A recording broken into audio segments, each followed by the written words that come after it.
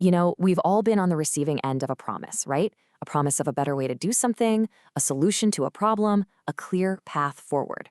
So in this explainer, we're going to break one of those promises down.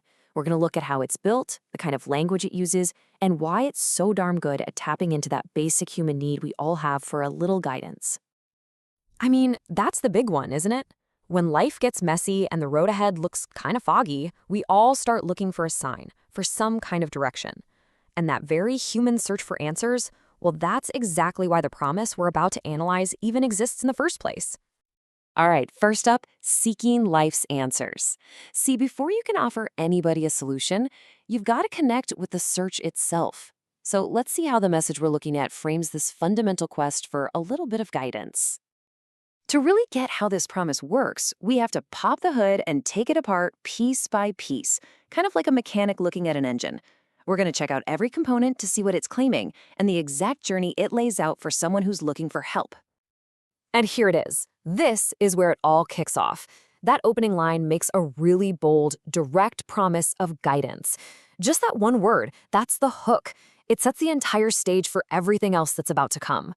So once you've dangled the promise of guidance, how do you make someone feel like you really get them?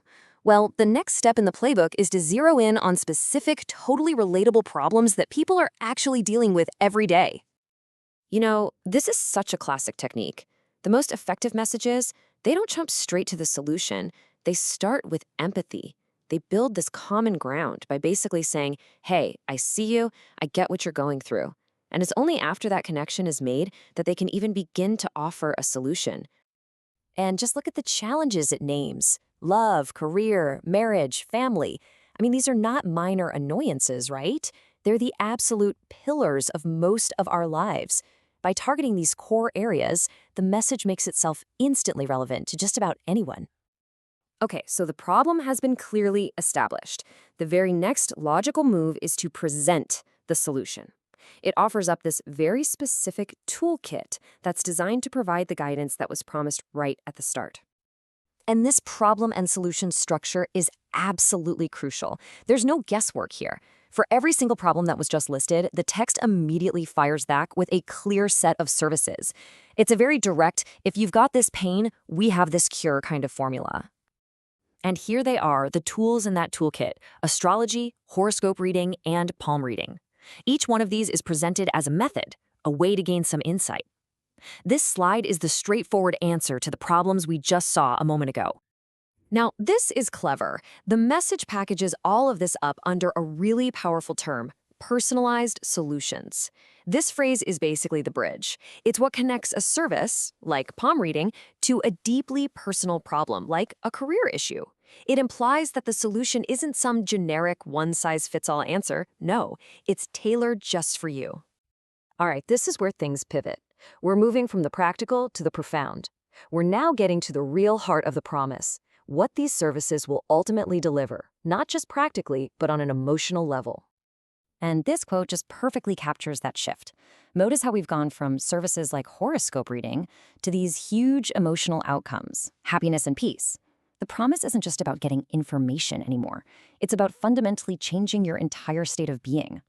So here's the whole story in one shot. On the left, you got the relatable, kind of painful problems. And on the right, you had these deeply desirable emotional outcomes. The entire goal of this communication is to build a solid bridge from that first column straight over to the second. So finally, after all the promises and all the talk of transformation, how do you actually get across that bridge? This brings us to the most direct, the most actionable part of the entire message: the call to action. The journey is laid out as this super simple 3-step process. Step 1, you've got a problem. Step 2, you take one single easy action, book a consultation. And then step 3, you arrive at your destination: happiness and peace. It's designed to be simple, to remove any friction or doubt. So we've reached the very bottom of the funnel here. After identifying the problem, presenting the solution, and promising this big transformation, there can't be any room for confusion. The message has to tell you exactly what to do next. And there it is. Book your consultation today. It's direct, it's clear, and that little word "today" adds a sense of urgency, doesn't it? This is the single practical step that this entire message has been engineered to lead you to. So, as we wrap up this little breakdown, it really leaves us with a final question to think about. When you look at this structure, you identify a problem, you offer a tool, you promise an emotional transformation, and you give a clear action. What is it really that makes any kind of promise truly persuasive to us? Something to think about.